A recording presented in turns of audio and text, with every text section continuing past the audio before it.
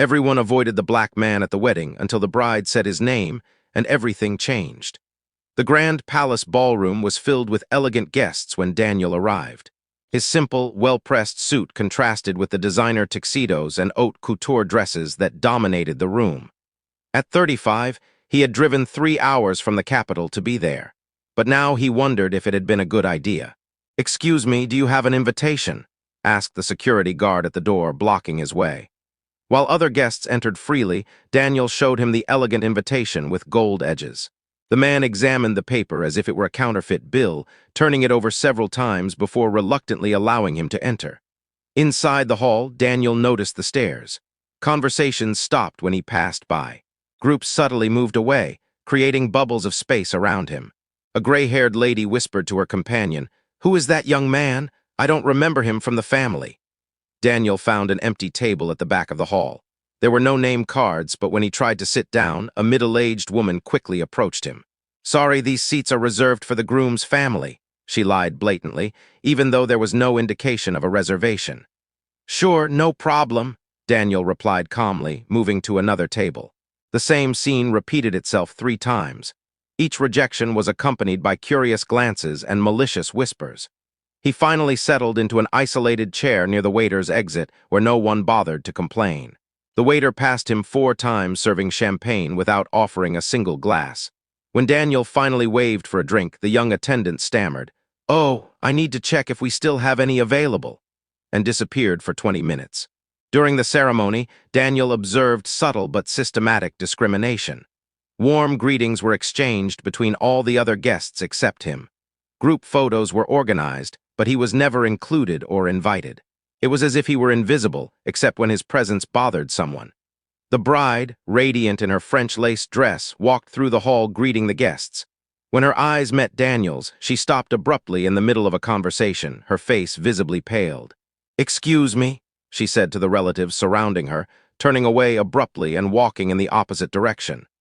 Daniel noticed the exact moment she recognized him and decided to pretend she hadn't seen him. While everyone around him celebrated joyfully, Daniel remained alone, watching silently. His face remained serene, but his eyes revealed something no one else could decipher, a calmness that only exists in those who carry a secret too powerful to be revealed before the right time. If you've ever felt the weight of silent discrimination, you know that sometimes the best response is not immediate confrontation, but strategic patience. Subscribe to the channel to find out how a moment of public humiliation would become the catalyst for a revelation that would completely change the perspective of everyone present. The DJ announced the start of the godparents' dance, and Daniel watched the elegant couples take to the floor. Every movement seemed choreographed not only to the music, but to systematically exclude him from the celebration.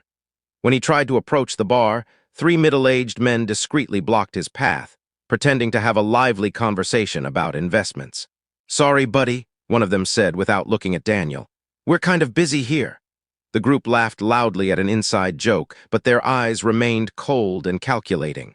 Daniel backed away quietly, noticing how they had strategically positioned themselves to block his access. The situation worsened when he tried to use the restroom. The line magically reorganized itself whenever Daniel approached. Men who arrived after him were subtly pushed ahead while sudden conversations arose to block his passage. After waiting 20 minutes, he gave up and went out to the garden. On the outdoor terrace, Daniel finally got a moment of peace. He pulled out his phone and typed a quick message. "I'm here as expected." The reply came in seconds. "Documenting everything, we need solid evidence," he replied, "every detail. They're outdoing themselves." As he put his phone away, Daniel didn't notice that the bride's mother, Mrs. Coleman, was watching from the window. She marched toward the terrace like a general preparing an attack. "Excuse me, young man," her voice cut through the air like a blade. "This is a private event. I don't think you should be here alone." Her eyes scanned Daniel from head to toe, looking for flaws in his impeccable appearance. "I'm just getting some fresh air," Daniel replied calmly. "Fresh air?" Mrs. Coleman laughed dismissively. "Listen carefully. I don't know how you got this invitation, but I suggest you disappear before my husband calls real security. We know everyone in this town, and you definitely don't belong in our circle." Daniel remained motionless, his hands relaxed at his sides. "I understand your concern." "My concern?" Her voice rose an octave. My daughter is having the most important day of her life, and I won't allow it to be ruined by people like you." The final words carried a venom that needed no explanation. At that moment, other guests began to gather on the terrace. Margaret Whitfield, a local socialite known for her traditional views, approached with a fake smile. "Problems here, Gloria?" she asked, though her eyes had already catalogued Daniel as a threat. "Just clarifying a few things about invitations and social propriety," Mrs. Coleman replied. Daniel watched the group form around him. 8 people now, all with the same expression of superiority disguised as concern. He recognized the pattern. He had seen the same formation before in other situations with other families. "You know," Margaret said, addressing Daniel with maternal condescension. "Sometimes people get excited when they receive invitations to sophisticated events, but it's important to know your limits. You understand?" The groom appeared on the terrace looking for his mother-in-law. Robert Coleman, Jr., heir to an insurance dynasty, stopped abruptly when he saw the situation. "Mom, what's going on here?" "Nothing much, dear. Just advising this young man on social etiquette." Robert looked at Daniel with curiosity, then discomfort. "I know you from somewhere." The silence that followed was deafening. Daniel kept his expression neutral, but his eyes met Robert's with an intensity that made the groom take a step back. "I don't think we've met," Daniel finally replied. "Are you sure? Your face looks familiar." Robert frowned, searching his memory. Mrs. Coleman quickly interrupted. "Robert, dear, you need to get back to your guests. We'll take care of this." But Daniel had already seen what he needed to see. The recognition in Robert's eyes, Mrs. Coleman's disguised panic. The way Margaret unconsciously backed away when she sensed the tension. "Of course," Daniel said softly, putting his cell phone in his pocket. "I don't want to cause any more misunderstandings." As he turned to leave, Mrs. Coleman whispered to Margaret, "I need to talk to Amanda immediately. If she invited this person, we need to know why." Daniel heard every word as he walked back into the ballroom. At 35, he had learned that people reveal more when they think they are not being watched. And today, every revelation was being carefully documented. Back in the main hall, Daniel noticed that the bride, Amanda, was visibly agitated near the cake table. She was talking intensely with 2 bridesmaids, her gestures indicating growing stress. When one of her friends discreetly pointed to Daniel, Amanda shook her head vigorously, as if denying something important. It was fascinating to observe how a person could be surrounded by celebration and still radiate pure panic. Amanda constantly looked in Daniel's direction, then quickly looked away when she realized he was looking back at her. The official wedding photographer approached Daniel with his camera.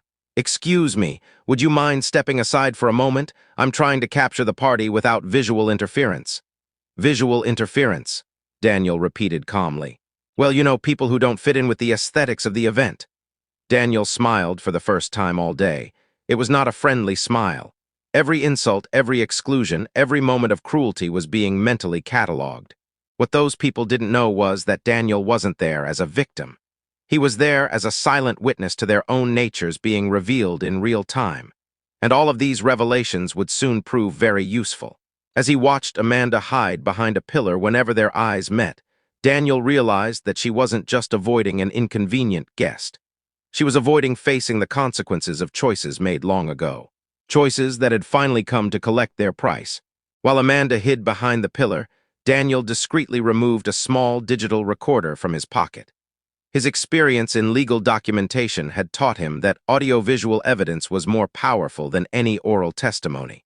Every prejudiced comment, every systematic exclusion, every moment of cruelty was being recorded in high definition. Test, he muttered almost inaudibly, checking the audio levels. The device picked up his low voice perfectly, even with the DJ's loud music in the background. His phone vibrated with a message. "How are things there, David?" Daniel typed quickly. "Exactly as we expected, maybe worse." The reply came within seconds, documenting everything. "We need solid evidence for Monday." Daniel smiled slightly. "Every second. They're outdoing themselves." David Peterson was more than an office colleague. He was his partner at one of the largest civil rights law firms in the entire state. Together, they had taken down 3 major corporations for racial discrimination in the last year. The case they had been investigating for 8 months was about to reach its climax. And this wedding was much more than a social celebration. It was a carefully planned intelligence operation. Mrs. Coleman returned to the terrace with reinforcements. This time, she brought the family patriarch, Colonel Coleman, a retired veteran and well-known political figure in the region. At 72, he still radiated the military authority he had used to build a real estate empire based on traditional values and quality standards, not so subtle codes for systematic racial exclusion. "Young man," the colonel's voice cut through the air like a military command, "my wife has informed me of your inappropriate presence at our family event." Daniel stood up respectfully. "Colonel Coleman, it's an honor to meet you in person." The old military man's eyes narrowed. There was something about Daniel's posture, the way he maintained direct eye contact, that deeply disturbed him. "Honor," he repeated with disdain. "Young man, honor is earned through service, sacrifice, and contribution to society. It is not earned by meddling where you don't belong." "I understand your perspective perfectly, sir." The calm, articulate response caught the colonel off guard. He had expected stammering, intimidation, perhaps a humble apology. Instead, he found a composure he recognized from other officers, the quiet confidence of someone with inside information. "Where do you know our Amanda from?" asked Mrs. Coleman, joining the interrogation. Daniel paused deliberately, allowing the silence to stretch until it became uncomfortable. "Our history is complex. Some chapters are best left for more appropriate moments." The euphemism made Amanda's blood run cold. Across the room, she watched the conversation with growing panic. Every second Daniel remained, there was another step toward the abyss she had spent 3 years trying to avoid. Margaret Whitfield approached again, this time accompanied by 2 equally well-dressed and equally venomous friends. "Colonel, this young man is disturbing all the guests. Perhaps it's time for more direct measures." "What kind of measures?" Daniel asked calmly, surreptitiously activating his phone's high-quality recording mode. "The kind that people like you understand," Margaret replied with a cruel smile. "A call to the police, a criminal background check, perhaps a little investigation into how you got this invitation." Daniel nodded thoughtfully. "Investigations are really useful. Sometimes they reveal fascinating information about all parties involved." The neutral, almost professorial tone began to deeply disturb the group. There was something wrong with the way Daniel accepted each insult without reacting emotionally. It was as if he were collecting data rather than suffering humiliation. "You know what?" said the colonel, losing his patience. "I'm going to call Sheriff Martinez personally. He owes me a few favors and can come up with a legal reason to remove you from here." "Sheriff Martinez," Daniel repeated calmly. "Interesting choice of contact." There was something in the way he said the name that made the colonel hesitate. As if Daniel knew Martinez personally, as if he knew something about the relationship between the colonel and the sheriff that could be problematic. At that moment, Amanda finally couldn't avoid the situation any longer. She marched across the hall with forced determination, her wedding dress billowing dramatically as the guests parted to make way for her. "Mom, Dad, stop this immediately," she said, trying to sound authoritative but betraying the nervousness in her voice. "Amanda, dear," Mrs. Coleman began, "we were just—" "I know exactly what you were doing," Amanda interrupted, "and it's embarrassing." She turned to him with a carefully controlled expression. "Daniel, thank you for coming. It was unexpected, but I appreciate the gesture." The public acknowledgement took the whole family by surprise. The colonel looked between his daughter and Daniel with growing suspicion. "Amanda," Daniel replied with an almost formal bow. "Congratulations on your marriage. I hope it's everything you deserve." The word deserve carried a weight that did not go unnoticed. Amanda visibly flinched. "Do you two know each other?" Margaret asked, frustrated at losing control of the narrative. "We do," Amanda said quickly. "Daniel was an acquaintance from years ago, law school." University lie. Daniel had never attended the same university as Amanda, and he knew she knew that. But the lie revealed her growing desperation to control the situation without revealing the real truth. "How interesting," Daniel murmured. "Your memory of our university life together is creative, almost poetic in its flexibility with the facts." The colonel noticed the immediate tension. "Amanda, if you studied together, why all this confusion about your presence here?" "There's no confusion, Dad, just miscommunication." Daniel checked his watch discreetly. 3 hours and 17 minutes of high-quality recording, systematic discrimination, veiled threats, documented lies, and now Amanda was being forced to invent contradictory stories in real time. His phone vibrated. "Status report. David," Daniel typed quickly. "Protagonist panicking, starting to lie publicly. Entire family now involved. evidence multiplying exponentially. Perfect. Remember, the more they talk, the more ammunition they give us for Monday. Keep provoking them subtly. Daniel put his phone away and smiled politely at the Coleman family. Well, Amanda, since you mentioned our college life together, perhaps it would be appropriate to share some memories from that time with your parents. The terror in Amanda's eyes was instant and unmistakable. Daniel, maybe this isn't the time. On the contrary, Daniel continued calmly, weddings are perfect occasions to celebrate all the journeys that have brought us here, all the decisions, all the choices, all the consequences. Mrs. Coleman noticed her daughter's panic. Amanda, dear, are you okay? You look a little pale. I'm fine, Mom, just tired. It's been a long day. Daniel watched the lie multiply in layers. Amanda wasn't just trying to hide her reaction. She was making up excuses to explain reactions she hadn't even had yet. Of course, he agreed gently. Important days can be revealing. Sometimes the weight of past decisions makes special moments a little more complicated than we expected. The colonel finally lost his patience. Enough, I don't know what game you're playing, young man, but it's over. Sheriff Martinez will be here in 20 minutes, and you will explain your unwarranted presence to him. Actually, Daniel said calmly, checking his phone again, I think Sheriff Martinez might be a little busy tonight. Urgent matters related to certain federal investigations that are coming to a close. The silence that followed was absolute. How could Daniel know about federal investigations? How could he predict the sheriff's schedule? It was then that Amanda realized she had completely underestimated the situation. Daniel wasn't just an inconvenient guest trying to embarrass her. He was there as a specific purpose, armed with information she thought was buried forever. And every minute that passed was not only documenting her own humiliation, but systematically building a case that could destroy much more than her wedding party. As the Coleman family looked at each other with growing confusion, Daniel discreetly checked his digital files. 8 months of meticulous investigation, 3 years of patient planning, and now hours of real-time evidence of discrimination. On Monday, when David Peterson presented the complete case to the federal court, the word justice would take on a whole new meaning for everyone present. Daniel's phone vibrated with a message that made his eyes light up. Federal warrant approved. Operation authorized for immediate execution. FBI on the way. David.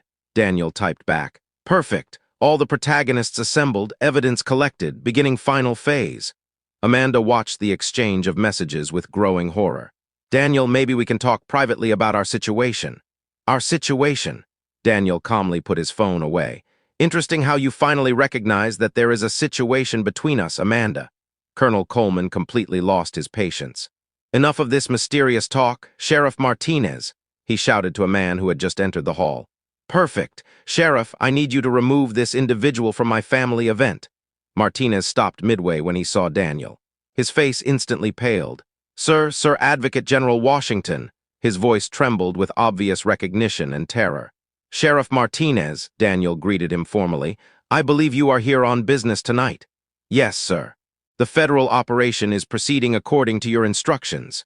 The silence that followed was deafening. Advocate General.